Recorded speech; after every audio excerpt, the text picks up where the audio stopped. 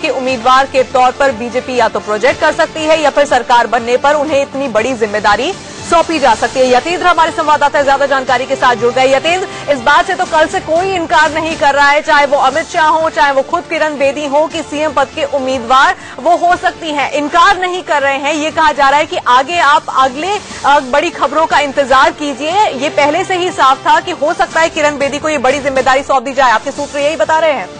देखिए, बिल्कुल हमारी जो बीजेपी सूत्रों से बात हुई, उनका साफ तौर पर कहना है कि जो 19 जनवरी को इलेक्शन कमेटी की मीटिंग बुलाई गई है, उस मीटिंग के बाद पार्लियामेंट्री बोर्ड की बैठक हो सकती है जिसमें इस तरह का फैसला लिया जा सकता है, क्योंकि बीजेपी कहीं ना कहीं दिल्ली चुनाव को अपने वजूद से, अपने सम्मान से जोड़कर देख रही है। क्योंकि जो रामलीला मैदान में नरेंद्र मोदी की रैली हुई थी, उसमें काफी जो अपेक्षित संख्या थी वो नहीं आई थी। उसके बाद बीजेपी आलाकमान काफी चिंतित था और एक ऐसे चेहरे की तलाश की जा रही थी जो केजरीवाल को चुनौती दे सके। और ऐसे में अब किरण बेदी को शामिल करके बीजेपी ने एक मास्टर स्ट्रोक खेला है और साफ तौर पर बीजेपी के नेता मान चल रहे हैं कि अगर किरण बेदी को चेहरा करे, आगे उनका चेहरा करते हैं तो बीजेपी को खास तौर पर फायदा मिलेगा। जो केजरीवाल की चुनौती है उसको मजबूती से बीजेपी अपने कार्यकर्ताओं और समर्थकों के बीच में एक मैसेज दे सकती है मजबूती के साथ कि उनके पास भी एक चेहरा है जो काफी ईमानदार है और अपनी जो छवि है, उसके जो ईमानदार छवि है उसके लिए वो जाना जाता है। लेकिन जो जहां तक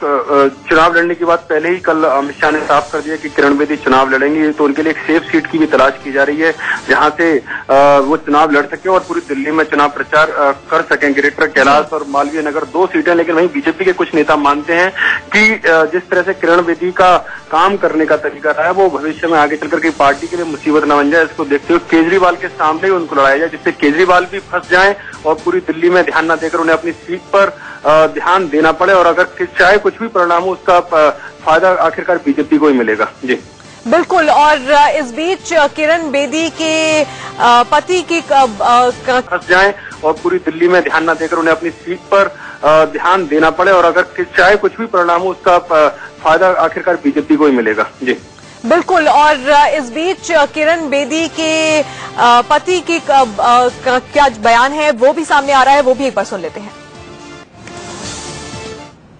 हार्ड वर्किंग लेडी है, ऑनेस्ट लेडी है, वो अपना काम एंजॉय करती हैं। उनकी 40 साल का एक्सपीरियंस है, एडमिनिस्ट्रेटिव एक्सपीरियंस है और जब भी उन्होंने काम किया खुद अच्छे से किया और खुद उसको मजा लेके किया। अगर पॉलिटिक्स में हम रोज कहते हैं कि अच्छे लोग आगे आए, तो आज उन्होंने ज्वाइन कर लिया तो देश के लिए अच्छा ही है। तो ये भी सुनने में आया है कि शायद वो सीएम के पद के उम्मीदवार भी हो सकते हैं। अगर उनको मौका मिलता तो अमृतसर के लिए तो एक very important thing for Amritsar. We should feel proud of it. और अगर वो बन जाते हैं, सीएम बन जाते हैं, अभी तो दूर की बात है, तो एक एग्जाम्पल मेरे ख्याल में जो प्रशासनिक ढांचे में एक चेंज लाएंगे, एक एग्जाम्पल सेट करेंगे इंडिया में, ऐसे भी काम किया जा सकता है। ब्रिज बेदी को आप सुन रहे थे, जो कि किरण बेदी के पति हैं। उनका कहना है कि अपने काम को बहुत एंजॉय करती हैं, उन्हें काम करना आता है। और अब सबसे बड़ी बात यही है, क्या किरण बेदी के रूप में बीजेपी को वो बड़ा चेहरा मिल गया है जिसकी उसे तलाश थी? क्योंकि हर पार्टी लगातार ये कह रही थी कि बीजेपी के पास तो कोई चेहरा ही नहीं है जिसको सामने रखकर वो चुनाव में उतर सके। क्या किरण बेदी बीजेपी के लिए वो चेहरा बन सकती है? छोटे से ब्रेक के लिए यहां पर रुक रहे होंगे फौरन।